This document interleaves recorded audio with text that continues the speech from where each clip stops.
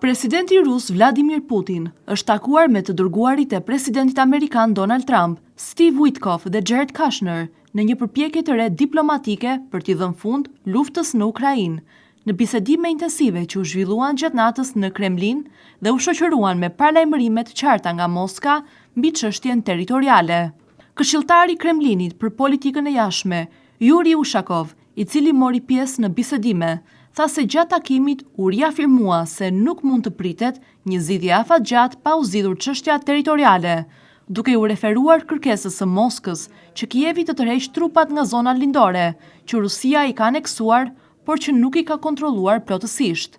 Ky zhvillim erdhi vetëm disa orë mbasi presidenti i Ukrainës, Volodymyr Zelensky, kritikoi ashpër aleatët evropian gjatë një fjalimi në Forumin Ekonomik Botëror në Davos, duke i akuzuar për vonesa dhe reagim të fragmentuar ndaj pushtimit rus, tashmë në vitin e 4. Ai tha se kjo ngadalësi ka lënë Ukrainën në mëshirë të Putinit, ndërkohë që Shtetet e Bashkuara po shtyn për një marrëveshje paqësore të ndërmjetësuar.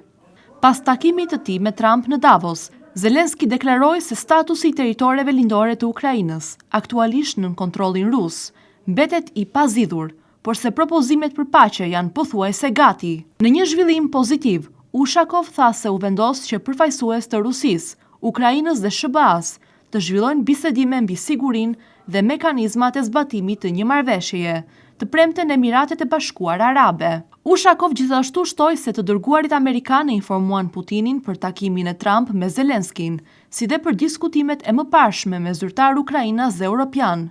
Ai përshkroi bisedimet në Kremlin si të hapura, konstruktive dhe frydhënëse, të cilat nisën pak para mesnatës dhe zgjatën afro 4 orë. Në takim, Witkoff dhe Kushner u shoqëruan nga Josh Gruenbaum, drejtuesi i Shërbimit Federal të Prokurimeve dhe këshilltar i lartë në bordin e paqes të Trump, ku Rusia është ftuar të marrë pjesë. Ndërsa Moska po shqyrton ftesën, Putin riafirmoi ofertën për të dhënë $1 miliard nga asetet e ngrira ruse në SBA për rindërtimin e Gazës. Trump e konsideroi propozimin të pranueshëm, duke deklaruar, nëse po përdor paratë e tij, kjo është gjë e mirë. Duke folur për gazetarët në Air Force One gjatë kthimit për në Washington, Trump tha se takimi me Zelenskyn kishte shkuar mirë dhe se si Putin, ashtu edhe Zelensky, janë të gatshëm të bëjnë lëshime për t'i dhënë fund luftës. Ai shtoi se kufijt territorial mbeten pengesa kryesore dhe se çështja ka qenë problematike gjatë 6 apo 7 muajve të fundit. Rusia ka pushtuar rreth 20% të territorit të Ukrainës dhe fitimet në vijën e frontit, prej rreth 1000 kilometrash, kanë ardhur me kosto të lartë për Moskën, ndërsa ekonomia ruse ndjen pasojat e sanksioneve ndërkombëtare dhe të luftës.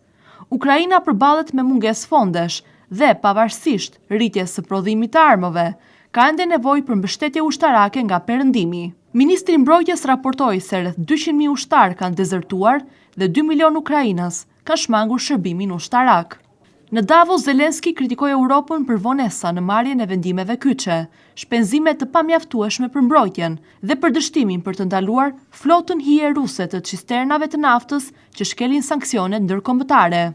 Ai kërkoi që kontinenti të bëhet një forcë globale dhe krahasoi reagimin europian me veprimet më të vendosura të Washingtonit në Venezuelë dhe Iran. Ai gjithashtu ju referua dhe filmit Groundhog Day, duke theksuar se situata është përsëritur vit mbas viti pas një ndryshim. Zelensky njoftoi se 2 ditë bisedime shtrepalshe mes SBA-s, Ukrainës dhe Rusisë do të nisin të premte në Abu Dhabi. Ai theksoi se rusët duhet të jenë të gatshëm për kompromise, sepse të gjithë duhet të jenë të gatshëm, jo vetëm Ukraina. Delegacioni rus në Emiratet e Bashkuara Arabe do të udhëhiqet nga shefi i inteligjencës ushtarake, admirali Igor Kostyukov, ndërsa i dërguari i Putinit, Kirill Dimitrev, do të zhvillojë bisedime të veçanta mbi çështjet ekonomike me Witkoff. Ushakov konfirmoi se pritshmëritë janë që takimet të hapin perspektiva për përparim në të gjithë gamën e çështjeve që lidhen me përfundimin e konfliktit dhe arritjen e një marrëveshjeje paqësore. Ky seri takimesh diplomatike pasqyron përpjekjet intensive të SBA-s për të ndërmjetësuar një zgjidhje, ndërsa konflikti në Ukrainë vijon të ketë ndikim të rëndë mbi sigurinë dhe ekonominë e rajonit, duke lënë Europën në presion për të marrë vendime më vendimtare dhe të koordinuara.